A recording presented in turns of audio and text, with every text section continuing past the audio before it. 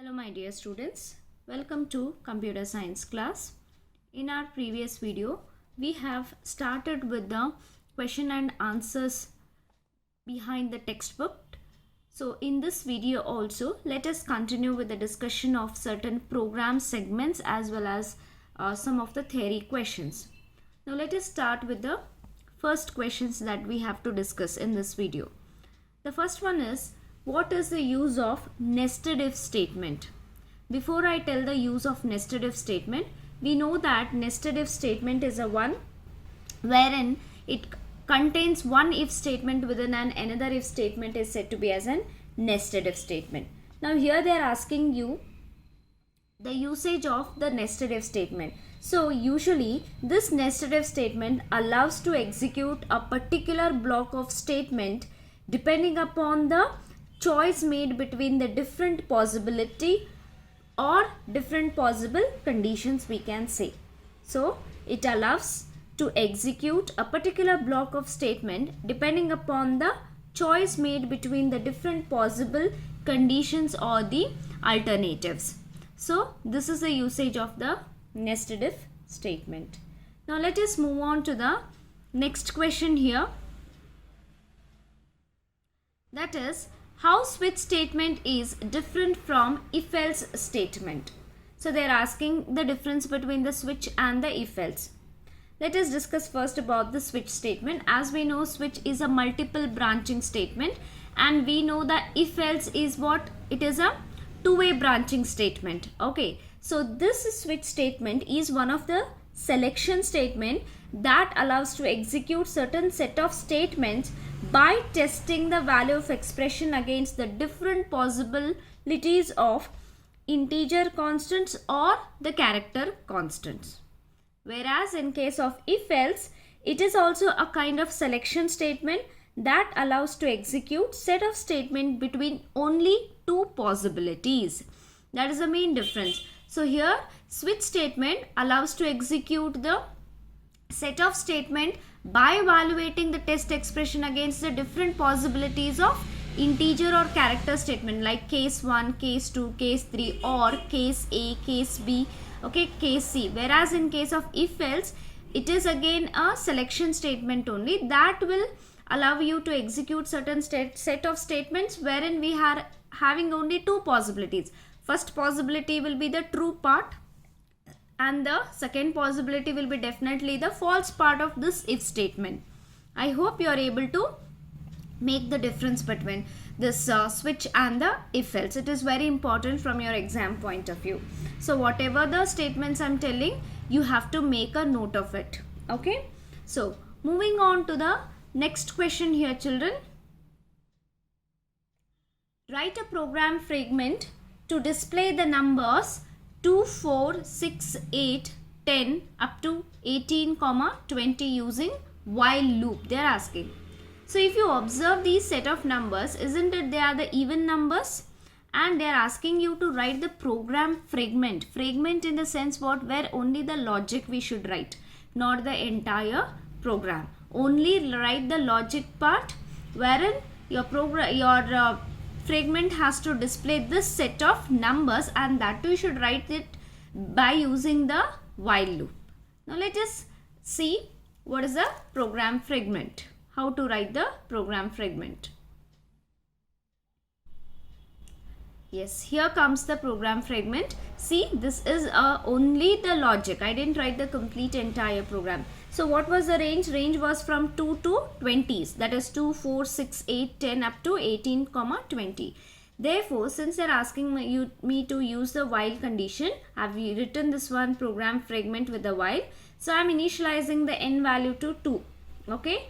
And I know the lower limit, it should start with the 2, and I know the upper limit, it should end at the 20th. Therefore, in my while condition, it is n less than or is equal to 20.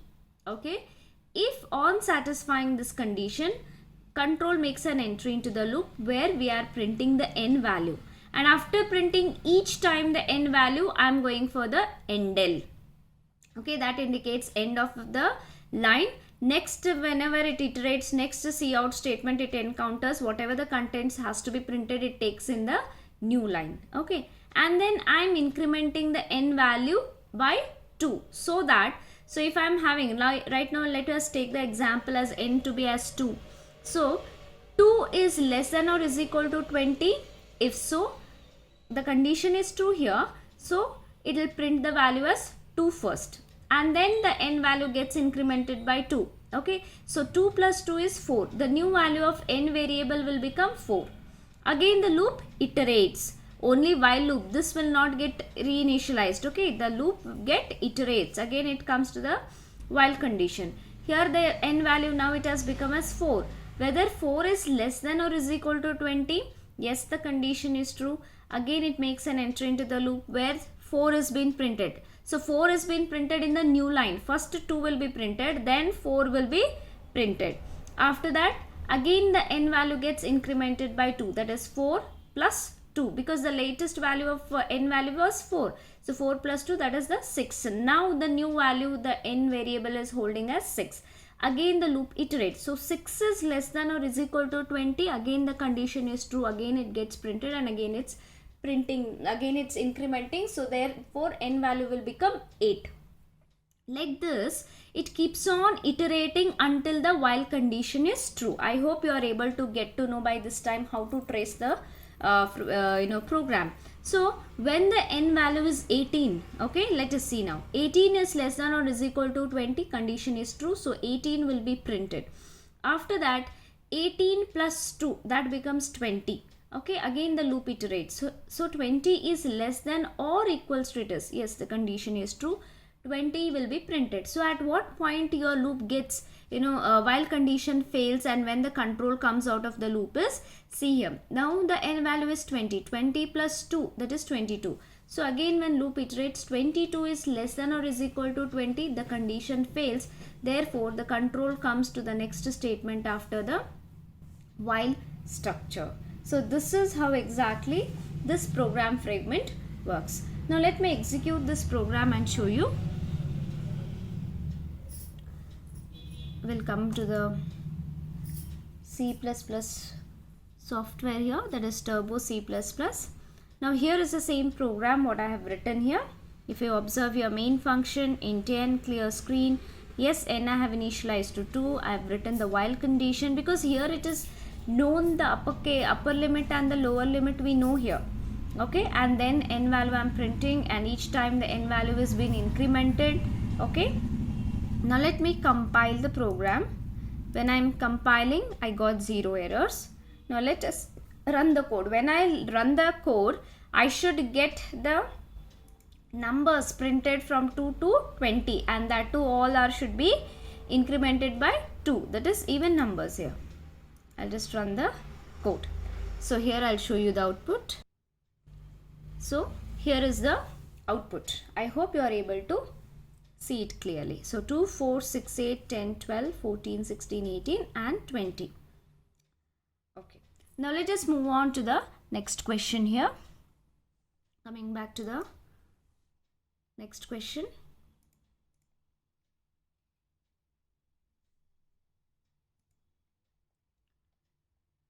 So next question is what? Write a program fragment to display the numbers, that is 1, 3, 5, 7, 9 up to 19. If you observe, all are these odd numbers only, but here they are asking you to write this program fragment by using the do while loop. See children, whenever they say about to write the program by using this loop only, while loop or do while, specifically you have to write the program fragment by using these mentioned loops only. If you are trying to write with the some other loops, then marks will be considered as 0. No marks will be allotted. Okay, so now let us see the answer for this question. What is the program fragment here?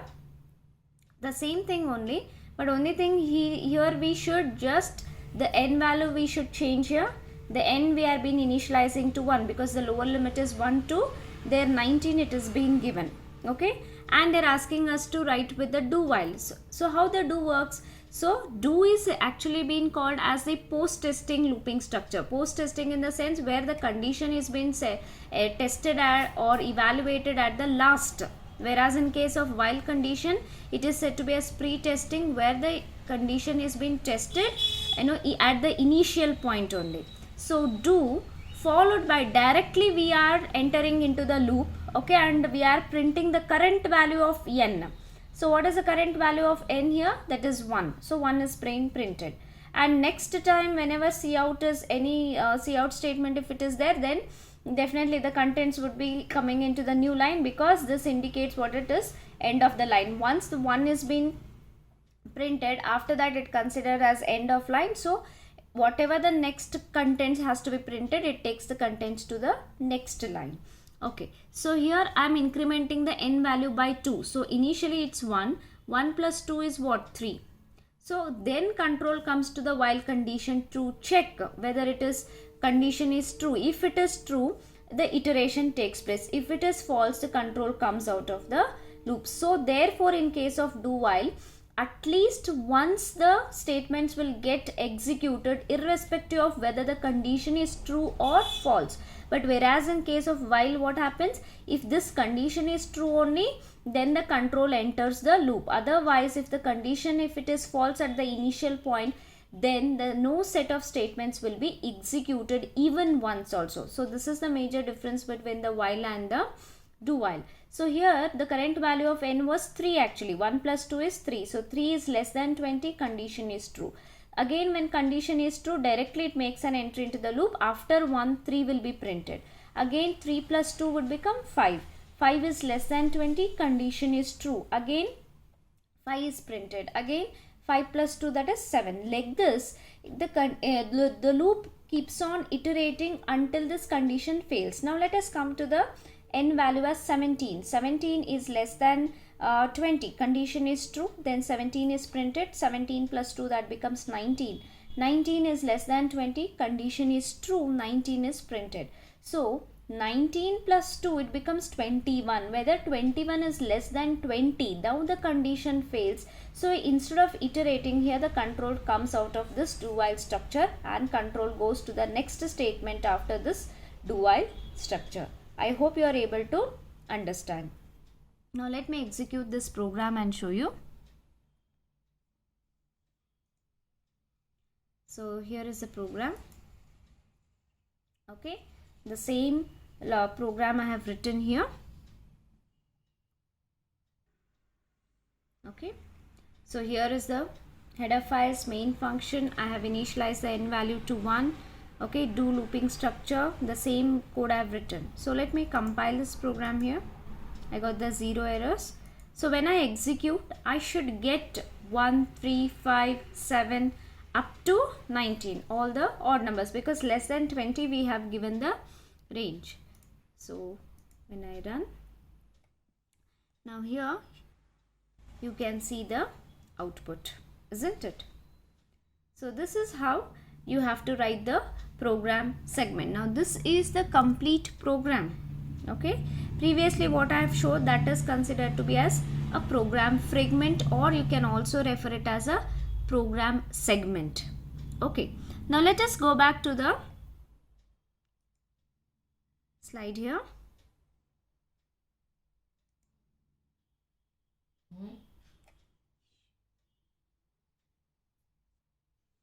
Now let us move on to the next question here. That is, what is the output of the following code fragment? Okay, so they have given the code here. They are asking you to write the output for this particular fragment. So what it is, for int I. So I is a counter variable of data type, that is integer. So it is counter variable has been initialized to the value, that is 1. And they say I should be less than 10, and every time they are incrementing the counter variable by 1. If this condition is true, then the true part of this for statement is the very next statement. So therefore we are printing the I value, and after the I, every time the I value is printed, it goes to the increment part, and increment takes place. Again the condition is tested. If it is true, we are printing the value. Now let us come to see what is the output of that program fragment. So here comes the code. Okay, So initially I is equal to 1, whether 1 is less than 10, the condition is true. So we need to print the value of I, that is 1 is printed. Okay, next is what? It's end L. It indicates it is end of the line. So this time the control goes to the increment part where I becomes 2. So 2 is less than 10. Yes, the condition is true. If so, again the value of I is printed as 2. So 2 is printed. Again the control comes to the increment part where I becomes 3. 3 is less than 10. The condition is true. If so, we are printing the value of I. So like this, we keep on printing the value of I until this particular condition is satisfied. So what it is? I should be less than 10. I should be less than 10 means definitely I value should be 9. So until that the condition will be true, and until that we keep on printing the I value like 4, 5, okay, 6 and then 7, 8 and then finally the 9. Now after 9 we print, again I value becomes what? 10. So whether 10 is less than 10, the condition is fail. It is not true. Therefore, the control comes out of the for loop and it goes to the next statement after the for structure. So therefore, this is the output of this particular program fragment. I hope children you are able to follow it. Now let us move on to the next question here. So here, why does hello W not print even once is the question. According to this particular program fragment, they're asking you why does hello W doesn't even print, okay, once also. It is they're asking why it is. We should give the valid reason. Look at this one here. I is what? 0. I is been initialized to the value 0. Then they are checking the condition. I value should be always greater than 10 and every time I should be incremented by 1. On satisfying this condition only, we are supposed to print the string that is hello W. Now let us look at this condition. I value is initially what? 0. Whether 0 is greater than 10, condition fails. At the initial point only the condition is failing. Therefore, even once also the hello W will not be printed, because the true part of this for is what? This is hello once. Since at the initial point only the condition is failed, we are never making an entry into this particular for loop, and therefore hello W will not print even once because the condition fails wherein the I value is 0. So 0 is greater than 10 is the condition is false. So this is the reason. I hope you are able to understand. So when you solve such kinds of program fragments, when you are able to predict the output, then only you think that you have clearly understood the concept of control statements and all the different looping structures, okay, selection statements and the jumping statements. Now let us move on to the next question here. The next question is, write a for loop that display the numbers from 50 to 61. Okay, so this is the question. They're asking us to write the for loop. So previously we have seen how to write the for loop. So we should always know the initial value, up to what condition we have to check the for loop, and how does your for loop has to increment, whether it should be incremented by 2 or incremented by 1, or according to the given program situation whether it should be decremented by 2 or decremented by 1. Okay, now here what they are asking you to print the numbers from 50 to 61. Very simple. First we need to write the for I. We have to set to the initial value, that is what? The lower limit, that is 50. So I will initialize I is equal to 50 as per the given question. Then up to what it should iterate, up to what it should be, the condition should be valid here. It should go up to 61 value. So therefore I will say that I up to this number it should print. So I should be less than or is equal to 61. And how it should be incremented? So 50 to 61 they are saying So they didn't give any even numbers or odd numbers. 50 to 61, it can include both even and odd. So it's better to get, so it is correct one to increment by one value. So I can write here as I plus plus. I hope you are able to understand. Now let us see the answer for this. So int I is a variable of data type integer where I am initializing with the 50. I should be less than or is equal to 61 and I plus plus. When I use this particular for loop, I will able to display the numbers from 50 to 61. I hope children you are able to understand this program fragments, how to predict the output. Now let us move on to the next question here, that is related to the switch statement. So look at the question here. What will be the output of the following code when we give the input as A, second as C, third input as D and fourth as F? Now look at this program segment. Okay, this is the only logic, not the entire code. So we have taken a variable known as choice of data type as character. So char choice, after that cout, enter the character, and that whatever the character the user is going to enter, that has been stored in a variable known as choice. And after that what? We are testing the choice against the list of character constants. Look at this. These are not the integer constants. They are not like case 1, case 2, okay, case 3 and all. They are case A, character constant. What do you mean by character? Character represents a single character which is enclosed under the single quotes. So here switch of choice means choice is a variable of data type what? Character. So whatever the choice is holding the value, that value and this case value, if it matches, then this particular set of code will be executed. If none of the match has been found, definitely the default statement will be executed. Okay, so they may ask you the question, what is the significance of the default in the switch case? So you should say that in switch is a multiple selection branching statement where it tests the value of expression against the list of integer constant or the character constants. If none of the case matches, then by default the default set of statement will be executed. So this is what you have to write the answer. Now coming back to here. Now let us assume that user have entered as a choice A. Okay, he has enter a character. He might have entered the capital A here. So here capital A, when this program executes, when this program fragments execute, A and A matches. When A and A matches, the statements which are associated with this case will be executed. So only grade A you can get the output. But observe here, we didn't include any break statement.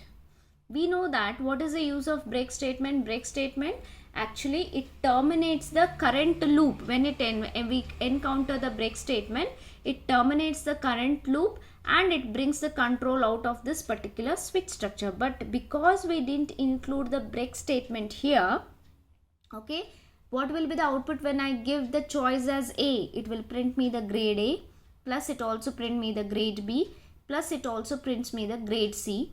But when it is going for further, what is the next statement? Next statement is break statement.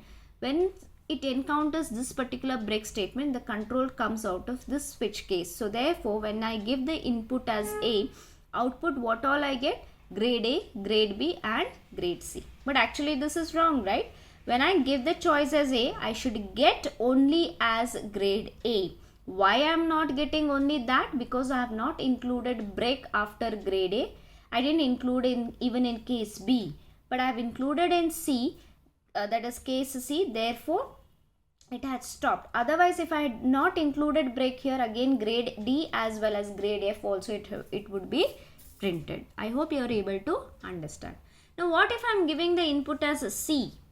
If I am giving the input as C, okay, what happens?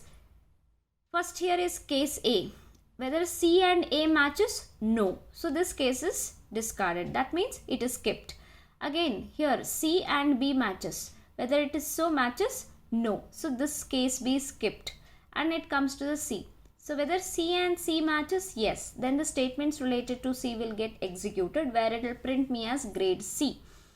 Again, next statement it encounters break. So therefore the control will not go to execute the next case. In fact, the control comes out of the switch case. So therefore the output I am able to see here as only grade C. Now what if I give the input as D, children? So when I give the input as D, A will not match, B will not match, C will also not match, but here D matches. So grade D also it will print, as well as grade F also it will print, because after grade D we don't have the break statement. Okay. Now what if I give the F as a choice? If you observe, none of the case matches with the F. If none of the case matches all the time, okay, if none of the case matches, every time the default statement will be executed. If any one of the case matches with this particular choice, then default statement will not be executed. When this default will execute? Only when none of the match is found. If the match has been found, then that particular set of statement will be executed and control comes out of the switch case. Now when I give the input as F, then none of them will match, so directly control comes to the default and it will print me as grade F. What if I've given the different character? If I give I, then also it will be giving me the output as grade F only. I hope you are able to understand. Now let me execute this program code and show you so that you can clearly understand. Coming back to the programming code here. Yes, here you can see the code. This is grade A, B, C, okay. Then this is D and F. Now look at here, these are all the character constants. Okay, let me compile this program. I got the 0 errors here. Let me run the code. When I run the code here, let me give the choice as A. When I give the choice A, what it should print me? Okay, it should print me as, that is grade A, B and C. See, this is what I got the output. Now let me give the another choice as B. When I give B also, what output I should get? I should get B and C, isn't it? Let me give here as B, because after B I didn't give the break. Okay, but what if I give as the input as C? I should get only grade C. Here I have executed the wrong program, even or odd I executed. Once again, let me open that.